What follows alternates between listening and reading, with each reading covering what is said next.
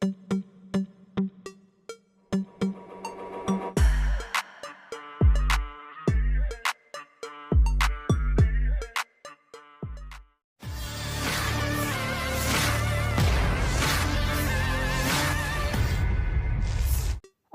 bersenjata Rusia kembali meluncurkan puluhan drone dalam sehari dan menargetkan peralatan tempur Ukraina.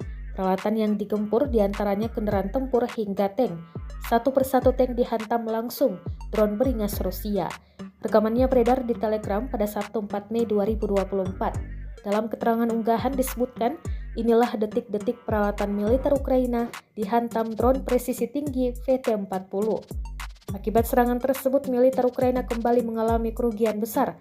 Beruntung tak ada korban jiwa yang dilaporkan dalam serangan ini. Kemajuan militer Rusia di medan perang Ukraina terus meningkat. Hal ini terjadi saat Kiev sedang mengalami kekurangan amunisi lantaran bantuan persenjataan yang lambat datang. Selain itu, pada 17 Februari, Ukraina mengumumkan bahwa mereka telah menarik diri dari Avdiivka, sebuah kota yang diperebutkan selama satu dekade, di mana Rusia tampaknya telah mengorbankan ratusan tentaranya untuk merebutnya.